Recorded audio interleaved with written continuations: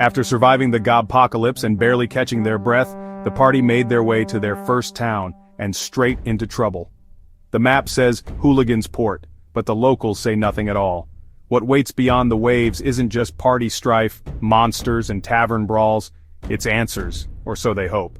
For tonight, they'd just be happy with a place to sleep. This is Chapter 6, Hooligan's Port. I mean, Claire's lightning strike, Claire corrected Angel, speaking deadpan. Yeah, it cut down like 20 of them all at once. It was maybe the third time Angel had recapped the story. It was honestly kinda sweet. I'd seen plenty of players get excited after their first session and want to talk about it for hours. This was a little different, of course, considering it felt like real life. Angel continued on. I think I ran down like 5 and Sir James got more than that. I hadn't, of course. I'd killed maybe 4 in the entire fight, I think. It had all been a chaotic blur and I tried not to dwell on it. I knew she'd killed far more than I had. Angel and Shayla, had been repeating the story back and forth all morning, throwing around praise and backpats like they'd just won a tournament. I didn't blame them. We'd actually done pretty well. And then Shayla saved Sir James with her spell, which was amazing, Angel said as she punched both fists into the air triumphantly, her twin pigtails bobbing with the motion. Sharon? Saved me? I mean, the spell had felt nice, but I wasn't exactly near death. Well, I don't really think... I started to correct her, ready to say I hadn't exactly needed saving, but I stopped mid-sentence. I'd glanced over at Shayla, expecting a smug look, some raised eyebrows, a chance to argue about hit points. Instead, I saw the beaming elf priestess, cheeks pink, eyes sparkling like someone had just told her she'd won a purity contest. She looked like she was about to explode with joy. Don't really what, Sir James? Angel asked innocently, tilting her head with that same glowing curiosity. Sharon looked so hopeful. How could I crush that? Then again, this was Sharon. It was likely that every adorable thing she did was strategic, carefully calibrated to manipulate the party's emotional state. That's what I told myself anyway. Still, she looked so happy. Yeah, Sir James, you don't really think what? Asked Claire, smirking. It was uncanny. She had Clarence's sense of timing and sarcasm. It made her even harder to look at, especially considering the fact that she was smoking hot.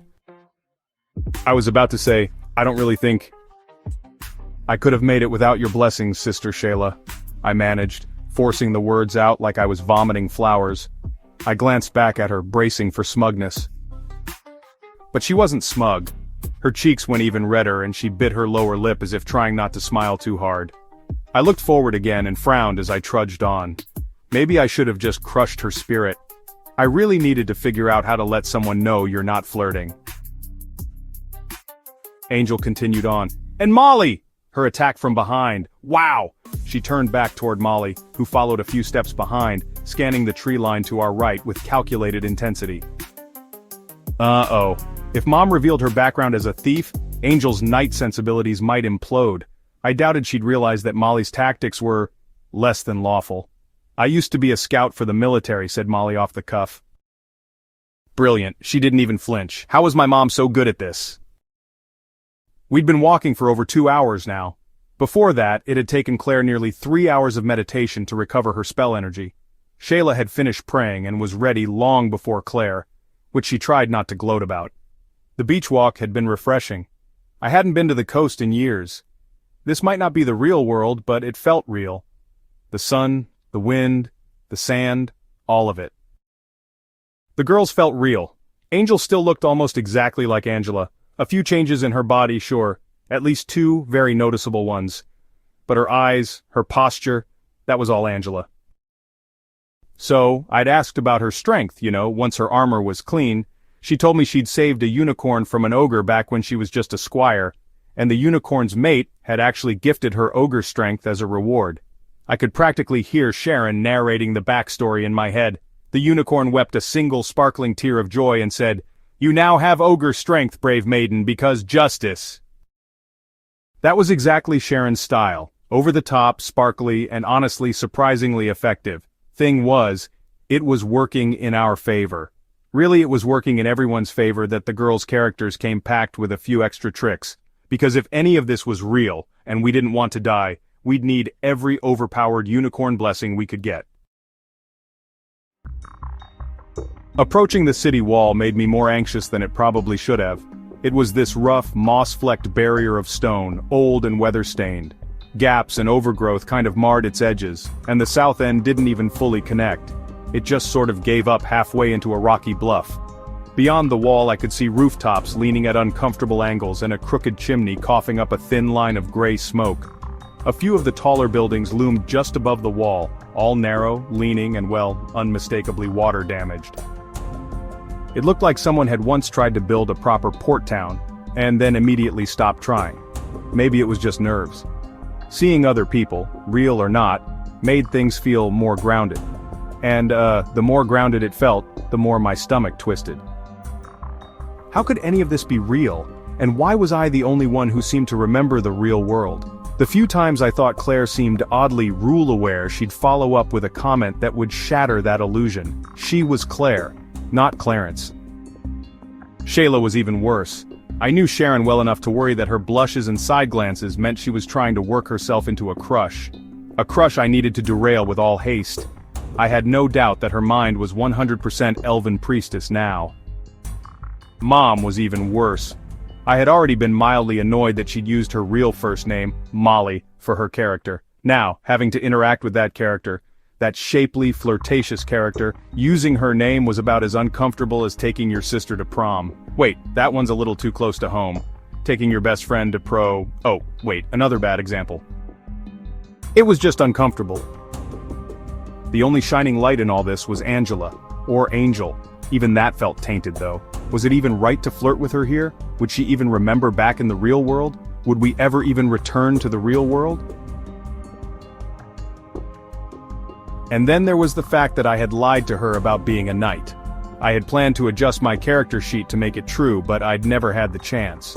Now I was stuck in the lie. Still, I did love her attention. It was about sundown when we reached the walls of Hooligan's port. The guard at the gate, a single man in tarnished chainmail, eyed us with the kind of suspicion normally reserved for tax collectors. His counterpart, dressed identically, was asleep against the wall, mouth open, one boot off. His voice was rough as the first guard asked, "Travelers, and on foot? Where about you all hail from?" He was trying way too hard to sound disinterested. I smelled trouble. There were factions in this game that preyed on newcomers, and worse, the cult of the Chimera was actively looking for survivors of the storm. I had to move fast. I stepped to the front to speak. "We're up from Valmont, heading to the Salmon Run." Luckily, I had responded quickly, jumping in before anyone else could open their mouth. Then I noticed Angel furrow her brow. Oh no. The whole Knights and Lies thing, I hoped she wouldn't think on it too much. "Just make sure you get your licenses for that," began the guard, clearing his throat. "Ranger wardens take poachers seriously." He gave a grunt and turned to head back toward the squat little barracks tucked behind the wall. "Let me grab your gate passes." The other guard snorted loudly in his sleep. Angel's eyes were on me the moment the first guard stepped away. "Why are we lying to them, Sir James?" Her knight sensibilities. Lying was a problem. Class trait level problem. My brain seized. It was, tactical. Claire cut in, coming to my rescue. It was a strategic mislead, like a feint in a sword fight.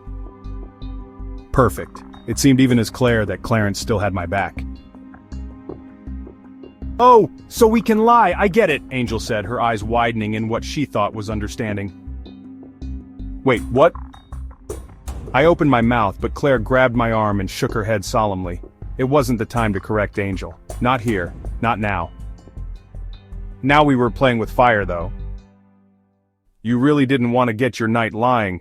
It could lead to some problems with their standing and abilities." "5 silver, demanded the guard as he returned.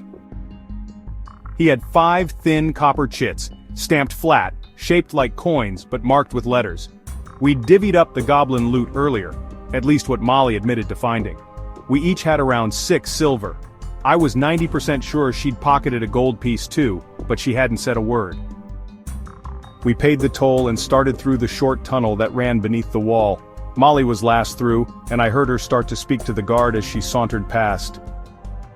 "Hey, handsome, what's the best deal on an inn a girl can find in this place?" she cooed, a bit too friendly. The guard straightened, eyed her up, eyed her down.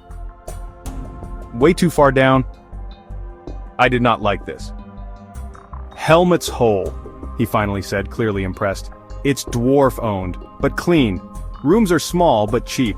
Whiskey's real." "Good whiskey?" she replied with a grin. "That's what I needed to hear, thanks, officer." She gave a lazy little wave and strut back toward us. He watched her go. Oh, did he watch her go? I stared at him, just long enough to make him blink and look away.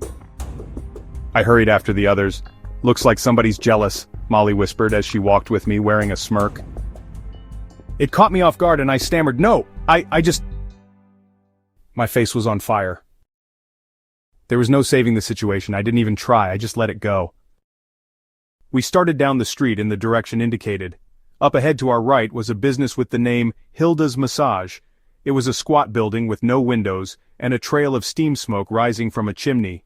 Ooh, I bet a massage would be great, especially after the shipwreck and the fight. "I don't think you want that, Shayla," I said knowingly. I was trying to think of a tactful way to tell her it was a brothel. Not just a brothel, but a brothel owned by a conniving mind raider. Not good mojo. Why not? We could probably all use a massage.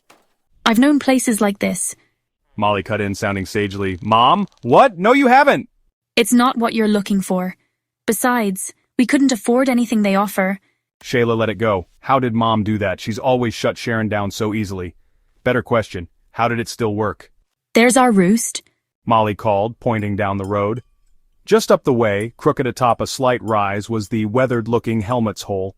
A squat, 3-story building with a warped roof and a cracked wooden sign hanging by one chain. The carved helmet swinging above the door had a literal hole punched clean through the forehead. Charming. A gust of fishy sea air rolled over us as we approached. We had officially arrived in Hooligan's port. Now we were truly getting somewhere. We were getting nowhere. I stared into my ale. I'd been excited to try it. Dwarven Tavern, first drink in a fantasy world. It tasted like moldy wood juice filtered through disappointment. It had cost me 2 silver to learn that lesson. I had 4 left. I had been pretty excited to see a dwarf, so meeting Helmet Hardass had felt like a grand experience. I wasn't exactly shocked when he dressed me down for gawking the second we arrived, warning that I'd have to pay for a meal if I caught any of his flies in my open mouth. I closed it. Now we were all nursing drinks at one of his battered tables. You had to order something to sit down, and apparently, free water wasn't a thing in Fantasyland. Even though the place was in disrepair, and supposedly the cheapest in town, it still cost a full gold piece per night, or 5 for a fortnight. We had a minor debate about what that meant. I was certain it meant 14 days. Molly swore it meant 10. Claire was weirdly confident it meant 8. Nobody asked. Either way, we were broke. So, have you ever, hooked before? I heard Claire ask Molly. My mom. "What the hell? Nobody's hooking," I said emphatically. He gets protective. Peripherally, I noticed Shayla talking to an old man in robes who'd been sitting 2 tables away earlier, now conspicuously closer. He had a long gray beard, heavy robes, and a deep hood drawn over his face. He looked exactly like what you'd get if you asked a sketch artist for classic old wizard. I'm not paying the way for the whole party on my back. But, if you're wanting instruction, or a manager, a mentor if you will.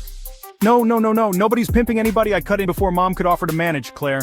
He is pretty protective. Right? Angel giggled. She didn't even get the topic. I died a little inside. Everyone, this is Mr. Weber. Shayla was proudly presenting her new companion.